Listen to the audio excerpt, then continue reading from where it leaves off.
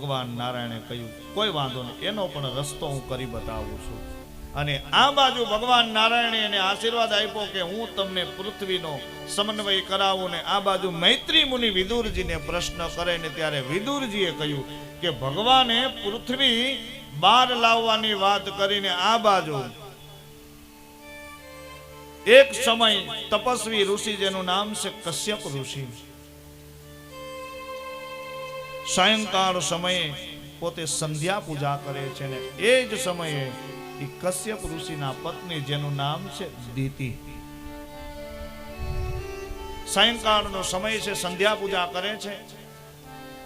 કશ્યપ ઋષિ પોતે ધ્યાન ધરે, તપ ધરે અને દિતિ સંધ્યાકાળના સમયે એકદમ કામાન્વિત થઈ અને કશ્યપ ઋષિને કામનો પ્રસ્તાવ મૂકે ને ત્યારે કશ્યપ ઋષિએ કહ્યું છે કે હે દિતિ, તમે જે પ્રસ્તાવ મારી પ્રત્યક્ષ મૂકો છો, અત્યારે સંધ્યાકાળ છે અને સંધ્યાકાળનો સમય એવો છે કદાચ કોઈ સ્ત્રી પુરુષની કુદ્રષ્ટિ સામે સામે થઈ જાય તો એના કુખેથી સંતાન જન્મ ધારણ કરે તો ભયંકર રાક્ષસીઓનીમાં જન્મ લે. આ મહાદેવને સકલ સંસારને પૃથ્વી ઉપર વિહરવાનો સમય છે સંધ્યાકાળ. તમે વૃદ્ધોને પૂછજો, આ તો સમય અત્યારે બદલી ગયો છે. હાંજે દી આથમી જાય ને હાથમાં દાંતીઓ લઈને તમને તમારા વૃદ્ધો માથું નહીં ઓળાવા દે. સાચું છે ખોટું? નહીં ઓળાવા દે તમને. કારણ કે સંધ્યાનો સમય ને સંધ્યાના સમયે સ્વયં મહાદેવ આખી પૃથ્વીનું પરિભ્રમણ કરવા માટે નીકળે છે.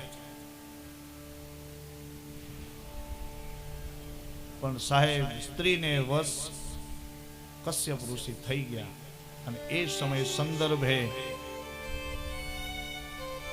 એના કુખેથી દીકરાનો જન્મ થયો. મહાદેવની ગરિમા ન પાડી તેના કુખેથી બે દીકરાનો જન્મ થયો છે. એકનું નામ છે હિરણ્યાક્ષ, બીજાનું નામ છે હિરણ્યાક્ષિપુ. રાક્ષસ જેવા બેનો જન્મ થયો છે.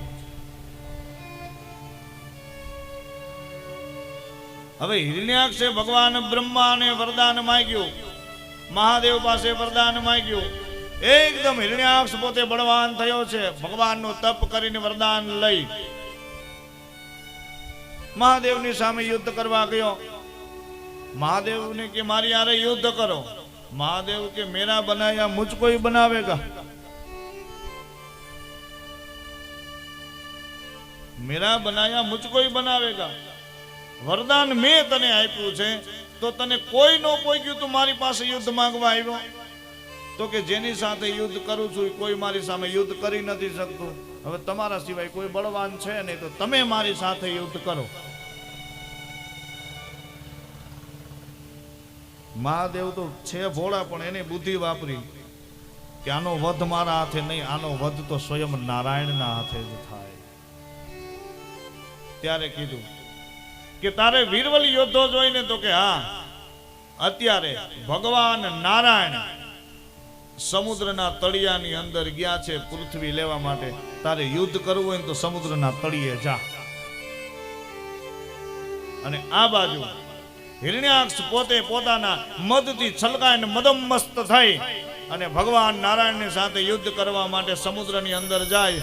અને એ જ સમયે બ્રહ્માજીની નાસિકામાંથી છીંક આવી એટલે એક ભૂંડનું બચ્ચું ઉત્પન્ન થયું અને ભગવાન વારાહનો અવતાર થયો છે. બોલીએ વારાહ નારાયણ ભગવાન કી જય.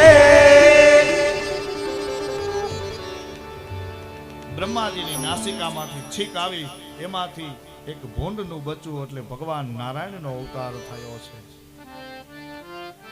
અને પૃથ્વી લેવા માટે સમુદ્રના તળિયે જાય અને સમુદ્રના તળિયેથી પૃથ્વીને ઉપાડી પોતાની દાઢમાં પકડી એ પૃથ્વી લઈને ઉપર આવે ને આ બાજુ હિરણ્યાક્ષ એને હામો મળે રસ્તામાં. ભગવાનને કહ્યું છે કે તમે જ નારાયણ છો? તો કે હા હું નારાયણ છું.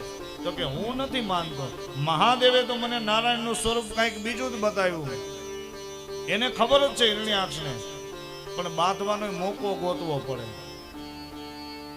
અમુકને ટેવ હોય ગમે એમ કરીને બાંધવાનું કરે એટલે સમજી લેવું કે બાપુએ કાલ વાત કરી હતી કે ત્યારે નડ્યા હતા, વચ્ચે નડતા હતા અને હજી નડે છે અને આગળ ભવિષ્યમાં નડવાના છે, ન ભૂતો ન ભવિષ્ય.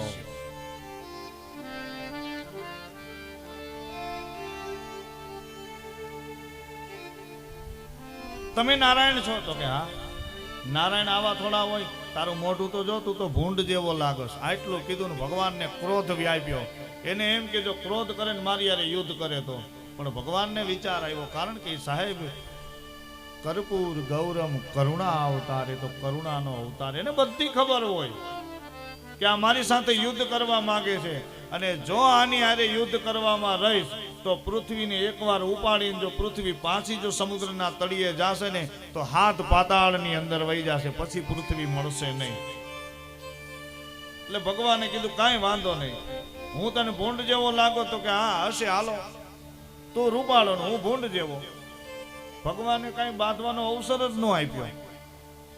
પણ આ તો અસુર, જેની વૃત્તિ સાહેબ આસુરી ભાવ જેનામાં છે, એ અસુરી જેનામાં વૃત્તિ છે, એના લક્ષણો અલગ હોય. ભગવાન આને યુદ્ધ કરવા માંડ્યો, ભગવાન એને કાન જ ન દીધો.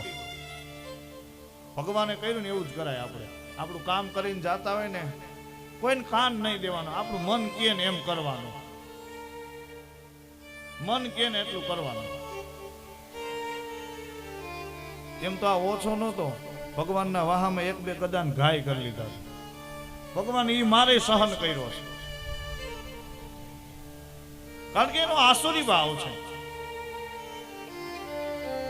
એક બે ગદા મારીને કે તોય લોખંડનો લાગે છો, તને લાગતી નથી. ભગવાન કે થોડી વાર છે, મારી રાહ જોવા દે, મારું કામ પૂર્ણ થાય એટલી વાર. અને કહેવાય કે સાહેબ ભગવાન એ સમુદ્રના તટમાંથી ભગવાન વારાહ નારાયણ પૃથ્વીને બહાર લઈ આવ્યા અને આખા ભૂમંડળની અંદર પૃથ્વીની સ્થાપના કરી. અને પૃથ્વીની સ્થાપના કરીને બધાએ જીવોને ત્યાં રહેવા માટેનો આદેશ આપ્યો. અને આ બાજુ હિરણ્યાક્ષ અને ભગવાન વારાહ નારાયણનું ધમાસાણ યુદ્ધ થયું. એક પછી ગદાઓના પ્રહાર થયા. ગદાઓના પ્રહાર થઈને ભગવાન વારાહ નારાયણ પોતે એક પછી એક નાક ઉપર મુષ્ટિકાના પ્રહાર કરી અને હિરણ્યાક્ષને મૃત્યુને આધીન કર્યો છે. હિરણ્યાક્ષને મૃત્યુને આધીન કર્યો અને ભગવાને એ જીવને હણ્યો છે. પરંતુ હિરણ્યાક્ષનું મૃત્યુનું કારણ નારાયણ બન્યા ને એટલે હિરણ્યાક્ષિપુ તે દિવસથી ભગવાન નારાયણનો દુશ્મન થયો. અને આ બાજુ હવે કરદમ ઋષિ અને દેવહૂતિનો વિવાહ થવાનો છે. મનુ મહારાજને શત્રુપા આવ્યા અને મનુ મહારાજને શત્રુપાને યોગ્ય આસન આપ્યું છે. મનુ મહારાજ અને શત્રુપાજીને યોગ્ય આસન આપ્યું. પરંતુ કરદમ ઋષિ પરીક્ષા કરે કે મારી થનારી પત્નીમાં કેટલા ગુણો છે. સુલક્ષણા બોલીએ છીએ પણ સુલક્ષણા માયલું એકય લક્ષણ નથી. એને સુલક્ષણા ન કહેવું. એકાદું લક્ષણ હોય એને સુલક્ષણા તમે કહો તો સારું લાગે. એ સુલક્ષણા નારી કેવી રીતે હોય? એટલે કરદમ ઋષિ પોતે 3 આસન પાથર્યા છે. દેવહૂતિ એની સાથે આવ્યા છે. 3 આસન આપ્યા છે અને એક આસન ઉપર મનુ મહારાજ, બીજા આસન ઉપર શત્રુપાજી બેઠા છે અને ત્રીજું આસન એને દેવહૂતિ માટે આપ્યું. ને દેવહૂતિને ખબર પડી કે મારા થનાર પતિ છે, મારી પરીક્ષા કરે છે. જો આસન ઉપર બેસું તો મારો પતિવ્રતા ધર્મ ભ્રષ્ટ થાય અને આસનની નીચે બેસું તો મારા માતા પિતાનું અપમાન થાય કે હું એની સાથે આવી છું. પણ જેનામાં સાહેબ પૂર્ણ સંસ્કાર હોય ને એને રસ્તો મળી જાય. પોતે નીચે બેઠા અને જે આસન આપ્યું ને આસન ઉપર પોતાનો જમણો હાથ રાખ્યો, ત્રાજવાના 2 પલ્લા સીધા કરી દીધા. કોઈને મનમાં દુઃખ ન થાય એવું કર્યું. ત્રાજવાના બંને પલ્લા સરખા કર્યા. મનુ મહારાજ અને શત્રુપાજી દેવહૂતિનો વિવાહની વાત કરે છે. કરદમ ઋષિએ કહ્યું છે કે તમારી દીકરી સાથે હું પાણી ગ્રહણ કરું, વૈવાહિક જીવન કરું, પરંતુ મારી એક શરત, મારા ઘરે એક દીકરાનો જન્મ થાય ને પછી હું ગ્રહસ્થી છોડી અને સંન્યાસી થઈ જઈશ. ભલે કોઈ વાંધો નહીં, કુદરતને કરવું એવું સાહેબ. હરિની માયા છે ને બહુ પ્રબળ છે, એ દેખાય નહીં. હરિની માયા બહુ પ્રબળ છે, તમને દેખાય નહીં પણ એનો ભાસ થાય અને તમારે માનવું પડે. ઘણા કહે છે કે તમે ભગવાનને જોયા, અમે તો કહીએ હા અમે જોયા છે. કેટલી વાર અમે એમ કઈ ક્ષણે ક્ષણે ને અણુ અણુની અંદર અમે જોઈ છે, પણ મૂર્ખ તારી દ્રષ્ટિ નથી. તો કે ભગવાન કેવા હોય બાપુ? આવા પ્રશ્નો હોય. એ 100 રૂપિયા દક્ષિણામાં તો આપણું આખું આપણું કોટેશન કાઢી લે. ભગવાન કેવા હોય? અમે કઈ ભાઈ ઈ હોય, અમારે તમને શું? નહીં, તમે કયો. મેં કીધું ભગવાન કેવા હોય ને એ જોઈ ન શકાય, પણ આ ભીતરની અંદર એને તમે મહેસૂસ કરી શકો કે અહીંયા મારો ઠાકર છે ને છે જ. પણ ક્યારે? ભીતર રંગ્યા વિના નકામું છે સાહેબ. અંદરથી માયલો તમારે રંગવો પડે અને માનવાનું જ છે. કોઈ એમ કે હવા વગર તમે રહી ન શકો. તમે કોઈ હવા જોઈ શકો છો? કોઈ હવા, આ પવન કોઈએ જોયો હોય એવો માણસ ખરો? તો તમને કેમ વિશ્વાસ છે કે પવન છે તો આપણો પ્રાણવાયુ છે, અને પ્રાણવાયુ છે તો આ હળીખમ પંચભૂત તત્વનો દેહ ને કાયા ઊભી છે. જેમ સાહેબ ઓક્સિજન વિના શરીર ટકી ન શકે, એમ પેલા દિવસે મેં કહ્યું ને, એવી જ રીતે ધર્મ અને હરિ જો કોઈ હોય ને તો એ પ્રાણવાયુ છે. ને ફરી પાછું મેં યાદી કરાયું એમ, લાડવા ખાજો, દાળ ભાત ખાજો, પણ શ્વાસ લેવાનો ન ભૂલતા. એના જેવું છે.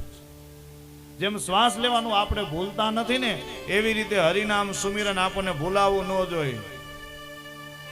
સુખ મેં સુમિરન ના કિયો, હે સુખ મેં સુમિરન ના કિયો. અને ક્યારેક ક્યારેક તો બાપુ આપણને એમ થાય કે આ ભગવાનને આપણે હમ ખાવા હાટું જ રાખ્યા છે. સાધુ છું ને એટલે વેદના અહીંથી અંદરથી આમ આમ દાજે છે, એટલે કહું છું. મંદિરમાં પગથિયા ન ચડતા હોય ત્યાં આપણને એમ થાય કે આ દુઃખ માટેની કોઈ ઔષધિ હોય એવું તમને નથી દેખાતું? પાછો તો ખીજાય, બધાયના કામ થાય છે, મારા કામ કેમ નથી થતા? ભગવાનને ખીજાય. એક વસ્તુ યાદ રાખજો સાહેબ, તમારે 20 રૂપિયાના નાળિયેરમાં જો 20,000 નું ભગવાન પાસે કામ કરાવવું હોય ને, તો આ આશા છોડી દેજો.